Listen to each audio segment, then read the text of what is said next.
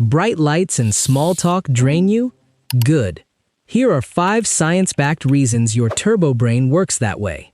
Pop culture shrinks smart down to test scores and shiny resumes. Cute, but nowhere close to real life. Real-world high cognitive horsepower feels a lot messier. It flips the way you hear, socialize, and even chatter with yourself. Stick around. We'll unpack 5 strange, scientifically grounded traits and why your brain actually operates this way. Trait 1. The sensory sponge. True story. I once moved desks because the ceiling light above me buzzed like an angry mosquito in Dolby surround sound. My coworkers couldn't hear a thing and looked at me like I was losing it. Turns out, our filters are just set to catch everything. Brain nerds call it low latent inhibition, but really, it's just a filter stuck on all access. Most folks tune the background out. Your brain? Wide open fire hose. You're not dramatic. The wiring just refuses to miss a single ping. Side note, earplugs are basically part of my everyday kit. Last week I wore them to a friend's birthday dinner and totally forgot. The waiter thought they were tiny AirPods and asked if he could pair his phone. Nope. Sensory sponge life. Can you relate? Game time. Shut your eyes. In 5 seconds, list every noise you can hear. Go. Drop your number below. Let's see who holds the record. Mine's 9. Trait 2. The social battery crash. Okay, ears ringing? Cool. Now let's spend our last social tokens on number 2. The social battery crash. Let's talk social energy, or why that casual mixer last Thursday wiped me out faster than a killer workout.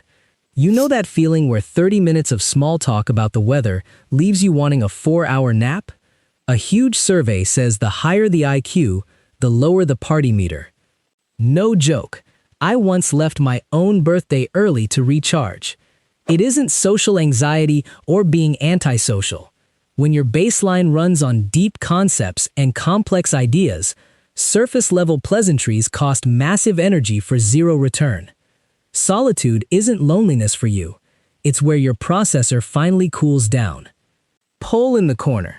After a people-heavy day, what's your recharge move? A. Noise-canceling Netflix. B. Walk where no one talks. C. Writing it out in a notebook. Real quick, ever finished a party and felt like you could hear your own brain fan whirring? Last month, I left a wedding, sat in my car, and listened to absolute silence for 10 minutes. Best recharge ever. Trait 3. The split-screen brain. Yesterday, I drafted, deleted, and redrafted an email 6 times because I'd imagined every possible reply, even the sarcastic ones. If you've ever choreographed a fight that hasn't happened, congrats, you're running the split-screen brain. Ever find yourself rehearsing 10 different endings to a tough conversation while casually making coffee? Brain researchers nickname it cognitive decoupling. I just call it split-screen living. Fancy phrase, simple reality. Your brain effortlessly splits from physical reality to run make-believe tests, poke at the what-ifs, and watch the dominoes fall before they even get bumped. Where someone else sees a simple choice, your mind maps an entire branching decision tree. And yes, this is why it takes me 20 minutes to choose a cereal. People might call it overthinking, but it's actually your built-in predictive engine working overtime. Flashback. In high school, I'd script entire courtroom dramas in my head. Prosecution, defense, surprise witness, while the teacher took attendance. Good grades? Sure. Exhausted brain? Absolutely. Reality check. This predictive superpower isn't always calm. Ever wake up at 2 a.m. replaying a conversation from 3 years ago? Same brain, different time zone. Hang tight. Trait 4 is where the emotions go Dolby surround. Trait 4. Feeling ideas in your chest. Why does reading a brilliant book, watching a nuanced film, or seeing an unfair ethical dilemma trigger an actual, full-body physical reaction? Psychologists in the 1960s slapped a label on it: overexcitabilities. Translation: your thoughts and feelings come through on stadium speakers. I legit teared up at an animated short about a lost keychain. My buddies laughed, then cried with me 2 minutes later.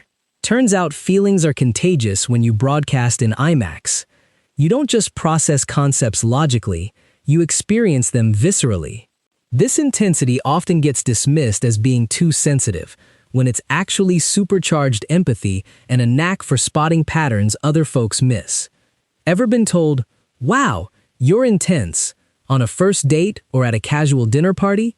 When your thoughts move fast and you care deeply about ideas, you naturally skip the polite filter and dive straight into the deep end. That intensity can startle people who prefer staying in the shallow water, but to another quick mind, it's absolute gold. Trait 5. The Mind-Map Workspace. Is your workspace covered in 3 open notebooks, stacked research tabs, sticky notes, and a forgotten mug? This is not clutter. This is a live crime board of genius. Touch nothing. Every post-it is evidence. A study squad in Minnesota noticed tidy desks breed safe ideas.